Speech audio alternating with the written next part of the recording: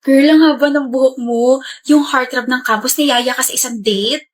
Honestly, crush ko siya and nagulat talaga ako nung niyaya niya ako kanina. So, pumapayag ka na ba this Saturday?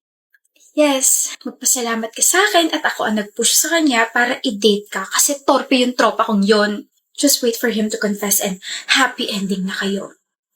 Mela? Oh, how's your date with Fred? Nag-enjoy ba kayo? Hindi niya ako sinipot. Hinintay ko siya ng 5 oras pero hindi siya dumating. What? Why? I don't know.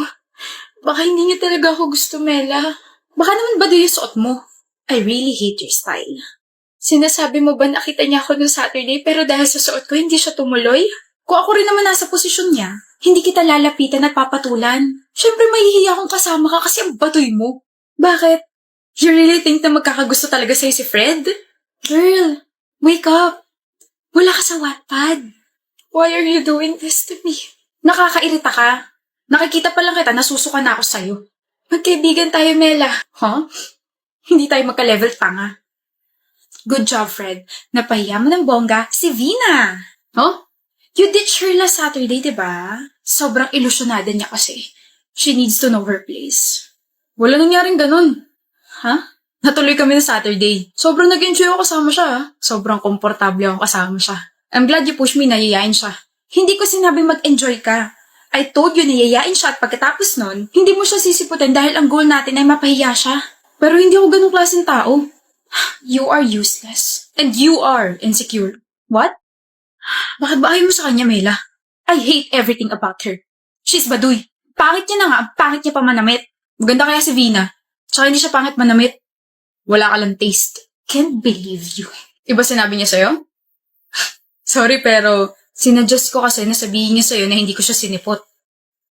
Pinagkaisahan niyo ako? Why? Para malaman niya na may pekes paligid niya.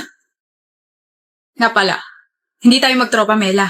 Wala kasi akong kaibigan na may ugaling nakakakilabot. I hate you so much, Vina. And you too, Fred. Buti nagpakita ka na sa amin, Ishi, no? Sorry, naging busy lang talaga. Grabe ka, pinsan. 1 taong ka rin walang paramdam. Kahit sa mga family gatherings, hindi ka umaattend. Kahit sa mga chats namin, hindi ka nagre-reply. Tapos bihira ka lang namin makita mag-post sa social media. Huy, pero I miss you, ha? My favorite cousin is finally here. Bakit ba kasi hindi ka nagparamdam? Ako. Alam ko na kung bakit, Ishi. Bakit? Nabuntis ka, no? What? Shucks. Oo nga, no? 1 year kang nawala. Tapos sa ibang bansa ka pa nagstay. Tama nga si mama, ikaw unang magkakaanak. Pinagchichismisan niyo ako? Uy, hindi naman. Pero yung sinabi ko na nabuntis ka, may sense naman yon. I mean, bigla ka nawala. Hindi nagparamdam, sabay uuwi bigla. Plus, tumaba ka pa. O, diba? Naku po, may tinatago ka palang kulo. Wild ka pala. Sa bagay, pare sila ng mama niya. Malandi. Joke. Uy, tumatawa. Totoo hula namin, no? You guys are freaking dumb. Nuraw? Dumb daw. Hindi ako nabuntis. Ano ba kayo? Nag-aral lang ako the whole year para makakuha ng scholarship sa isang university sa Canada. And guess what? I got in. Ang galing mo naman. Oh, bakit parang di na kayo makatingin sa akin? Nahihiya kayo, no? Ishi, sorry. Okay lang. Naiintindihan ko naman na medyo tanga kayo. Tanga? Sumusobra ka na. Grabe ka naman. Both of you insulted me first. Di namin yung pananay ko, nakamag-anak niyo rin. O sasabihin niyo, sumusobra na ako? Lumiliit ba yung utak ninyo? Ishi, ano ba? Tumigil ka na. Shut up, Andy. Muntik ka na rin mademanda dahil sa nasuntok mo, ah. Tsaka maawa ka naman sa mama mo na hina-high blood na dahil sa pagkakating classes mo. Sana hindi ka na lang umuwi. Nga pala. Kamusta pag-aaral mo, Yenny? Suspended ka raw, ah. Ano nga ulit yung ginawa mo? Nahulihan ka ng kodigo habang nag-e-exam. Hayop ka? Talak lang ng talak. Mas mainit talaga kapag walang laman ng lata, no?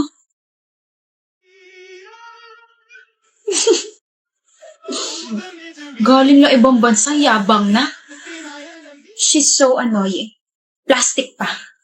Mga pre, di mo na ba kami papakopyahin, Gael? Ayaw mo na ba kami maging kaibigan? Sorry na. Malapit naman na matapos yung natin. Konting kopya pa. Gagraduate na kami. Mga loko. Ano ba kasi yun? Wala kaming pampautang. Manahimik ka kaya muna, Kaden. Manahimik ka kasi, Lucas. Pakaingin mo, mamaya hindi na tayo libre yan. Kulit? Ang tagal mo kasi magsalita. E di kami na nagsasalita para sa'yo. So eto na nga, nag-away kasi kami ni Cindy. O tapos, aawayin mo rin kami. Medyo malala yung away namin and baka mag-break na rin kami. Oh, baka meron kayong ano? Ano? Baka meron kayong marereto para yun hindi ako magmukhang kawawa na single agad ako. Seryoso ba? Oo. Gusto ko rin kasi ipakita sa kanya na mas nauna ako makahanap kaysa sa kanya. Yun lang pali! Gusto mo ba, pre? Oo naman. Gusto mo talaga? Oo nga. Gusto mong masapak? Chill, Lucas. Eh di wag. Ikaw ba, Kaden? Meron ka ba dyan? Gusto mo? Gusto mo i-unfriend kita hindi lang sa Facebook habang buhay na rin? Ha? Grabe ka naman, pre. Ang tingin mo sa aming dalawa konsentidor.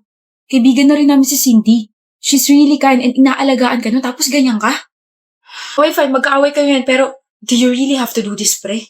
Magpapareto ka kaagad when you know to yourself that you can still fix your relationship?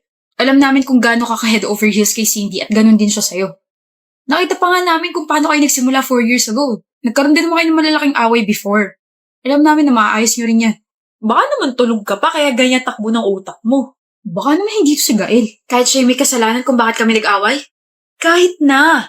Ang pangit ng approach mo sa issue nyo. Ano ba kasi pinag-awayan nyo? Nag-bake si Cindy ng cupcakes tapos sobrang alat. Hindi ko alam sasabihin ko. Oh, seryoso ba?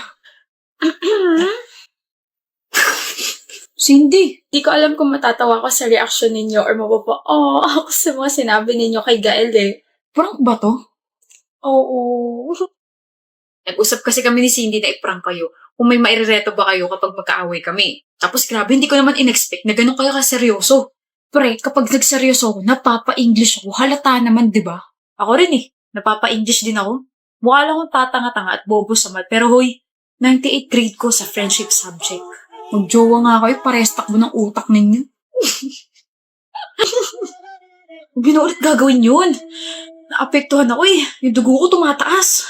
Sorry, Kaden and Lucas. Ipag-bake ka na lang kayo ng cupcakes. Yan ang gusto namin. Nox. Seryoso ako sa sinabi ko kanina. Sobrang alat ng cupcakes na binake niya. Tara sa bakery. Nawalan ako ng gana. Sakit ng tiyan ko. How about sinigang? Guys? Huwag na, B. Huwag na ipatikim sa kanila ang sinigang mo na puro asukal. Okay. Tara. Kung nila pagluluto ko lagi. Bonnie, break na kami. Ay, we? Feeling ko the more na tumatagal yung relasyon namin, the more na lumulubog ako. Sana kasi ginrupong mo yung sarili mo into to, Danica. Tsaka simula na nagkahiwalay kami ng block, naramdaman ko na. Naramdaman mo na naiiwan ka niya. Oo. E di sana binilisan mo maglakad. Buisit siya, hindi niya na pala nakikita yung halaga mo. Lagyan na kaya kita ng price tag. Hindi ka talaga marunong mag-comfort, Bonnie. Kapag naman hindi ako nagsalita, sasabihin mo na magsalita ako na magbigay ako ng opinion. Ngayon naman na binubuka ko yung bibig ko, naiirita ka. Ang pilosopo mo kasi. Never mind. Nakaka-stress naman kasi yung ex ko eh. Mag-iisang taon na nga kami tapos ngayon pa siya nagloko. Ano gusto mo next year? Bonnie? Mababaw ba ako para magalit sa kanya kasi hindi ako yung sinakay niya sa passenger seat niya? Yung ka-blockmate niyang babae yung pinaupo niya ron. Tapos pinagbuksan niya pa ng pinto nung hinatid namin si ate girl. Himik mo yata, babe. Wow, babe na yung tawag mo sa akin. Kanina nung kasama natin yung blockmate mo, uy lang yung tawag mo sa akin na. Ano, di ka na nahihiya? Ano pinagsasabi mo dyan? Parang hangin nga lang ako kanina sa kotse. Hindi niyo man lang ako pinapansin. Tapos enjoy na enjoy ka pang kausap siya. Hindi ka naman kasi makaka-relate sa amin. Bakit mo siya pinaupo sa passenger seat mo? Ako nga na girlfriend mo, never mo pinapaupo ron. Tapos ano yung sabi niya kanina? Oh my gosh, third time ko na makasakay dito sa kotse mo. It's so comfortable. Ano yun? Babe, she's a guest. Kailangan niya maramdaman na special siya. So, hindi ako special para sa'yo. You're a different case. Kaya rin pala pinagbuksan mo siya ng pinto kanina. Ano ba, Danica? Different case din ba yung nasa lunch date tayo tapos bigla mo siyang pinaupo tapos kayo na yung nagkwentuhan? This is nonsense. You like her, Lauren. May gusto ka sa blockmate mo. Gusto ko siya. Okay na?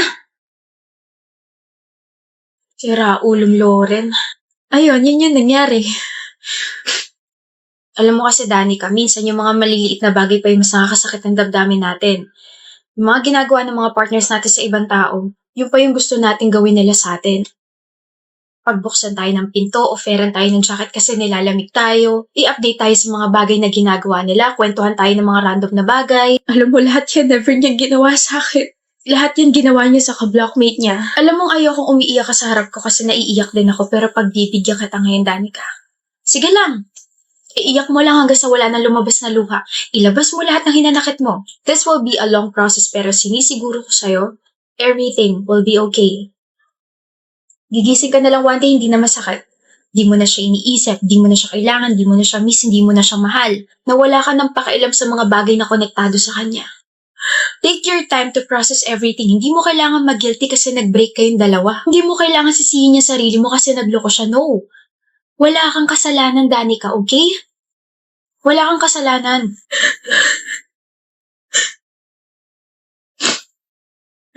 Anak nang lalo pa nga naiyak. Alam mo, Bonnie, ang pangit mo magseryoso. No? Lalo ko naiiyak. Just my 2 cents. Pero sa sobrang dami ko sinabi, parang deserve ko ng 500. Wait lang. Joke lang, huy. Niloko ka na nga, papaloko ka pa sa akin. Ito na lang tandaan mo. Bestie, kapag kaya mo ng sumugal, tawagan mo ako, okay? Bakit? Para makapaglaro tayo ng pusoy. Bonnie! O, joke lang, joke lang. Unggoy-ungguyan na lang.